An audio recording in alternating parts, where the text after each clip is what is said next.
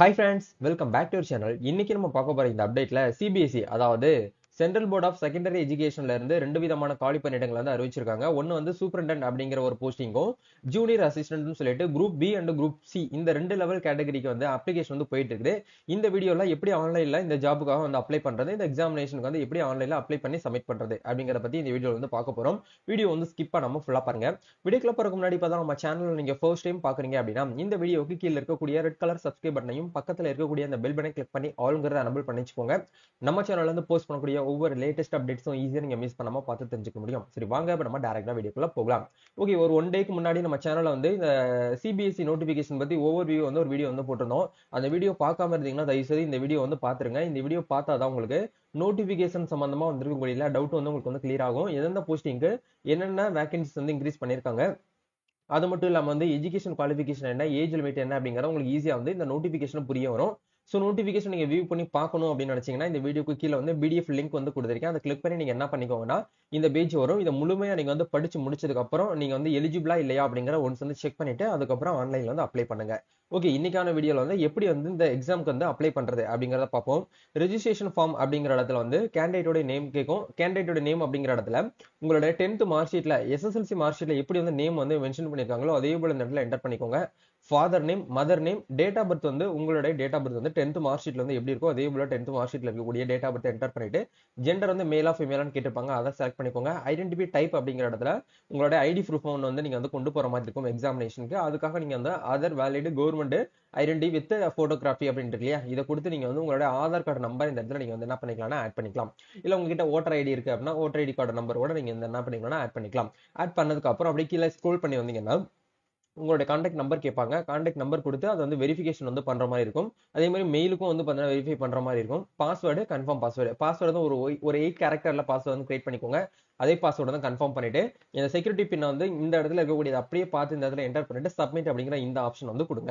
Once பேசிக் registration வந்து complete பண்ணதுக்கு அப்புறம் உங்களுக்கான டேஷ்போர்டு வந்து இப்படி தான் வந்திருக்கும். இந்த இடத்துல அப்ளிகேஷன் ஃபார்ம் அப்படிங்கிற இடத்துக்கு மேல வந்து உங்களோட அப்ளிகேஷன் நம்பர் இருக்கும். இதுல வந்து சக்சஸ்ஃபுல்லா வந்து ஜஸ்ட் வந்து ரெஜிஸ்ட்ரேஷன் தான் பண்ணிருக்கீங்க. இதுக்கப்புறம் தான் வந்து நீங்க என்ன பண்ணணும்னா அப்ளிகேஷன் ஃபார்ம் வந்து ஃபில் பண்ணிட்டு அவங்க கேட்கக்கூடிய எல்லா டீடைல்ஸுமே இங்க வந்து கொடுக்குற மாதிரி இருக்கும். முதல்ல அப்ளிகேஷன் ஃபார்ம் வந்து ஃபில் பண்ணணும். அதுக்கப்புறம் வந்து அப்ளை அண்ட் செக்ஷன், அதாவது வந்து பாத்தீங்க அப்படின்னா என்ன போஸ்டிங் வந்து அப்ளை பண்ண போறீங்க அப்படிங்கறது வந்து கேட்பாங்க.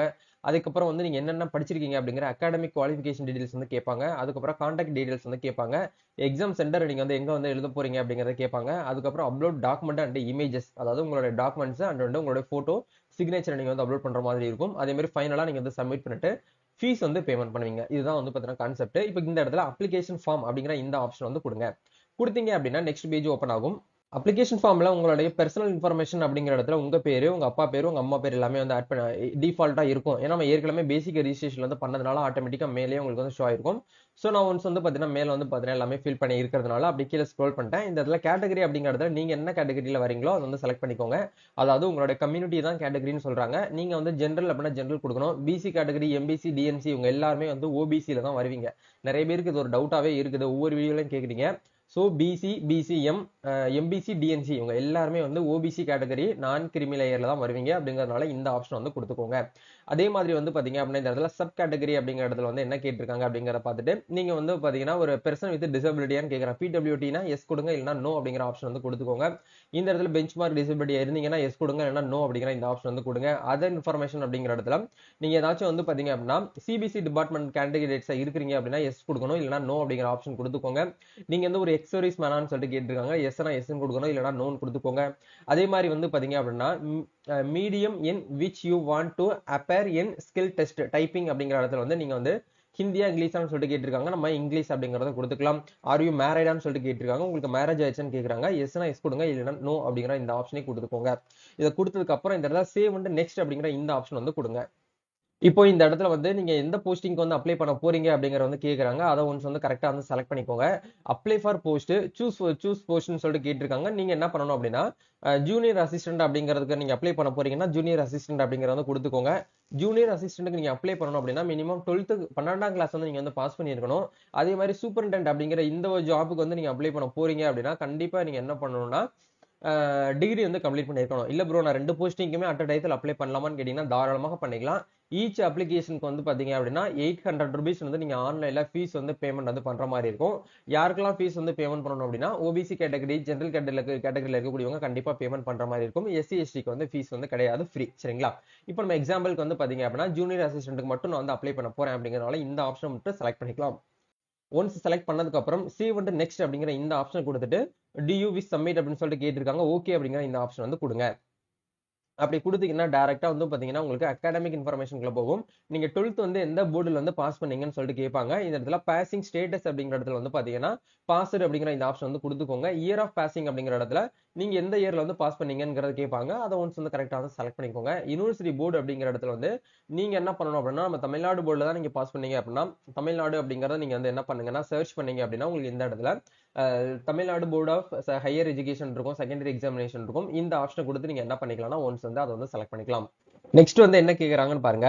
டைப்பிங் எலிஜிபிலிட்டி அப்படிங்கிற இடத்துல வந்து கண்டிப்பா இந்த ஜூனியர் அசிஸ்டன்ட் அப்படின்னா கண்டிப்பா நீங்க வந்து டைப் ரைட்டிங் பண்ற மாதிரி இருக்கும். இதுல மேலேயே வந்து மென்ஷன் பண்ணிருக்காங்க பாருங்க. கண்டிப்பா நீங்க வந்து 1 மினிட்டுக்கு வந்து 30 mbps ஸ்பீட்ல, சாரி 35 mbps ஸ்பீட்ல நீங்க என்ன பண்ணிருக்கணும் அப்படின்னா வந்து டைப் பண்ண தெரிஞ்சிருக்கணும். ஹிந்தியா இருக்கக்கூடிய பட்சத்துல 30 WPSல நீங்க வந்து டைப் பண்ண தெரிஞ்சிருக்கணும். அந்த ஸ்பீட்ல வந்து ஸ்பீடப்பா இருக்கணும் அப்படிங்கிறத சொல்றாங்க. அப்படி இருக்கக்கூடிய பட்சத்துல இந்த இடத்துல நீங்க என்ன பண்ணணும் அப்படின்னா டைப்பிங் ஸ்பீட் அப்படின்னு சொல்லிட்டு 35 WPS இருக்கு இல்லையா, இந்த ஆப்ஷன் வந்து கொடுத்துக்கோங்க. அதே மாதிரி ரிசல்ட் மோட் அப்படிங்கிற இடத்துல வந்து பெர்சன்டேஜா இல்ல வந்து CGPA-வான்னு கேக்குறாங்க. நம்ம தமிழ்நாடு கவர்மெண்ட் பொறுத்த வரைக்கும் ஸ்டேட் போர்டுல நம்மளுக்கு வந்து என்ன பண்ணுவாங்கன்னா பெர்சன்டேஜ் அப்படிங்கறதுனால பெர்சன்டேஜ் அப்படிங்கிற ஆப்ஷன் வந்து செலக்ட் பண்ணிக்கோங்க. செலக்ட் பண்ணிட்டு உங்களுடைய மேக்ஸிமம் மார்க் என்ன அப்படிங்கறத வந்து கேக்குறாங்க. இப்போ வந்து நாங்கெல்லாம் வந்து பாத்தீங்கன்னா 2015, 14 அந்த சரௌண்டிங்ல எக்ஸாமினேஷன் நாங்க வந்து +2 கம்ப்ளீட் பண்ணதுனால 1200 மார்க் தான் நாங்க எக்ஸாமினேஷன்ல வந்து எழுதியிருப்போம். அப்படிங்கிறதுனால மேக்ஸிமம் மார்க் வந்து 1200 அப்படிங்கறத போட்டுட்டு உங்களுடைய ஆப்டினேட் மார்க் நீங்க 1200க்கு எவ்வளவு மார்க் எடுத்திருக்கீங்க அப்படிங்கறத கேட்டிருக்காங்க. உங்களுடைய மார்க்கை கரெக்டா இந்த இடத்துல என்டர் பண்ணிட்டு உங்களுடைய பெர்சன்டேஜ் ஆட்டோமேட்டிக்கா உங்களுக்கு இந்த இடத்துல வந்துரும். சரிங்களா? இதுதான் வந்து பாத்தீங்கன்னா மார்க். இப்போ எல்லாமே +2க்கு எல்லாமே வந்து பாத்தீங்கன்னா 600க்கு வந்து குறைச்சிட்டாங்க. முன்னாடி எல்லாம் வந்து ஈச் சப்ஜெக்ட்டுக்கு வந்து 200 மார்க்குக்கு வந்து எக்ஸாமினேஷன் வந்து வைப்பாங்க நம்ம ஸ்டேட் கவர்மெண்ட்ல. இப்போ எல்லாமே வந்து கம்மி பண்ணிட்டு ஜஸ்ட் வந்து ஒவ்வொரு சப்ஜெக்ட்டுக்கும் வந்து 100 மார்க்குக்கு வந்து வைக்கிறாங்க. சரிங்களா? நீங்க 600 மார்க்குக்கு எக்ஸாம் எழுதிருந்தீங்க அப்படின்னா 600 போட்டுட்டு 600க்கு நீங்க எவ்வளவு மார்க் எடுத்திருக்கீங்க அப்படிங்கறத இந்த இடத்துல அப்படியே பாத்துறீங்க. 12th மார்க் ஷீட்டை கையில எடுத்து வச்சுக்கிட்டு நீங்க அதை பார்த்து வந்து அப்ளை பண்ணுங்க. கொஞ்சம் கூட தப்பு இல்லாம அப்ளை பண்ணுங்க. இப்போ எல்லாமே கொடுத்ததுக்கு அப்புறம் சேவ் வந்து நெக்ஸ்ட் அப்படிங்கிற இந்த ஆப்ஷன் கொடுத்துட்டு எஸ் அப்படிங்கிற ஆப்ஷன் வந்து கொடுங்க. நெக்ஸ்ட் இந்த இடத்துல வந்து கரஸ்பாண்டிங் அட்ரஸ் மீன்ஸ் வந்து இப்ப கரண்ட்ல நடப்புல நீங்க எந்த அட்ரஸ்ல வந்து வசிச்சு வந்துட்டு இருக்கீங்களோ அந்த அட்ரஸ் வந்து கேக்குறாங்க.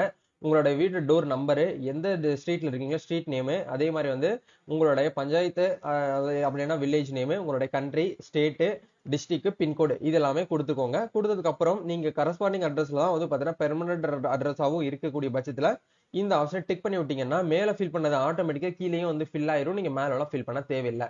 இதை ஒன்ஸ் வந்து கொடுத்ததுக்கு அப்புறம் சேவ் வந்து நெக்ஸ்ட் அப்படிங்கிற இந்த ஆப்ஷன் வந்து கொடுங்க. நெக்ஸ்ட் வந்து பாத்தீங்கன்னா எக்ஸாம் சென்டர் டீடைல்ஸ் அப்படிங்கிற இடத்துல நீங்க எக்ஸாமினேஷனோட சென்டர் வந்து செலக்ட் பண்ற மாதிரி இருக்கும். ஒரு 4 விதமான சாய்ஸஸ் நம்மளுக்கு வந்து கொடுத்திருக்காங்க. சோ இந்த இடத்துல எக்ஸாம் சிட்டி 1 அப்படிங்கிற இடத்துல செலக்ட் ஸ்டேட் அப்படிங்கிற இடத்துல ஃபர்ஸ்ட் வந்து தமிழ்நாடு வந்து கொடுத்துக்கோங்க. தமிழ்நாட்டுல வந்து சென்னையில மட்டும் தான் எக்ஸாமினேஷன் வந்து இருக்கும்.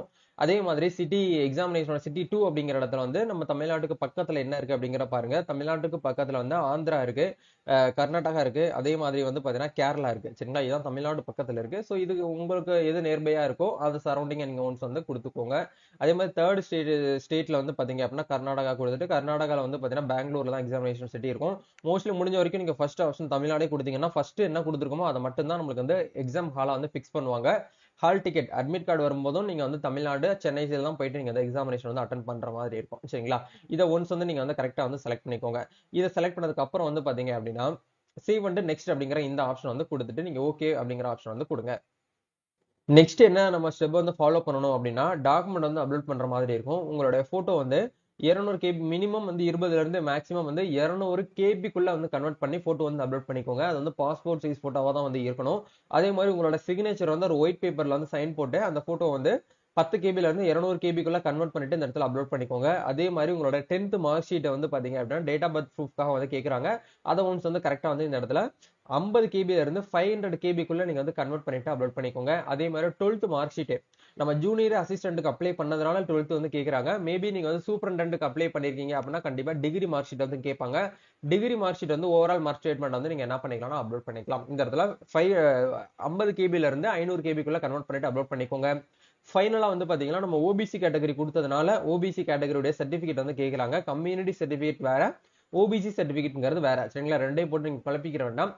ரெண்டு சர்டிபிகேட்டும் எப்படி ஆன்லைன்ல அப்ளை பண்ணி வாங்குறதுங்கிற பத்தி ஏற்கனவே நம்ம சேனல்ல வீடியோவா போட்டிருக்கோம். பிளேலிஸ்ட்ல வந்து இ சேவை சர்டிபிகேட்னு ஒரு பிளேலிஸ்ட் தனியாவே இருக்கும். அங்க போயிட்டு நீங்க வந்து பார்த்து ஓபிசி சர்டிபிகேட் முதல்ல அப்ளை பண்ணி வாங்கினதுக்கு அப்புறம் இந்த ஜாபுக்கு வந்து அப்ளை பண்ணுங்க. ஏன்னா இது வந்து ஒரு சென்ட்ரல் கவர்மெண்ட் எக்ஸாமினேஷன் அப்படிங்கிறதுனால கண்டிப்பா சென்ட்ரல் கவர்மெண்ட்டுக்கு நம்ம போயிட்டோம் அப்படின்னாலே கண்டிப்பா ஓபிசி சர்டிபிகேட் தான் கேட்பாங்க, கம்யூனிட்டி கேட்க மாட்டாங்க. அப்படிங்கிறதுனால நீங்க ஓபிசி சர்டிபிகேட் அப்ளை பண்ணி வாங்கிட்டு அதை இந்த இடத்துல அப்லோட் பண்ணிட்டு நீங்க என்ன பண்ணணும்னா ஒவ்வொரு இதையும் வந்து அப்லோட் அண்ட் ப்ரிவியூ கொடுத்தீங்கன்னா நீங்க அப்லோட் பண்ணது கரெக்டா தான் ப்ரிவியூ பாத்துருக்கீங்களா அப்படிங்கிற வெரிஃபை பண்ணிட்டு நெக்ஸ்ட் வந்து பேமெண்ட் வந்து பண்ற மாதிரி இருக்கும். ஒன்ஸ் எல்லா டாக்குமெண்ட்டுமே நீங்க வந்து அப்லோட் பண்ணி முடிச்சதுக்கு அப்புறம் ப்ரிவியூ பேஜ் வந்து ஆட்டோமேட்டிக்கா உங்களுக்கு ஓப்பன் ஆகும். நீங்க மேனுவலா கைப்பட ஃபில் பண்ணப்பட்ட எல்லா இன்ஃபர்மேஷனுமே வந்து கரெக்டா தான் ஃபில் பண்ணிருக்கீங்களா, ஏதாச்சும் வந்து ஸ்பெல்லிங் மிஸ்டேக் இருக்கா அப்படிங்கறத ஒன்ஸ் வந்து கிராஸ் செக் பண்ணிக்கோங்க. அப்படி கிராஸ் செக் பண்ணும்போது ஏதாச்சும் நீங்க வந்து தப்பு பண்ணிருந்தீங்கன்னா இந்த இடத்துல நீங்க வந்து கரெக்ஷன் வந்து பண்ணிக்க முடியும். இதுக்கப்புறம் நீங்க சேவ் வந்து ஃபைனல் சப்மிட் கொடுத்தீங்கன்னா உங்களுக்கு எந்த ஒரு சேஞ்சஸும் வந்து பண்ண முடியாது.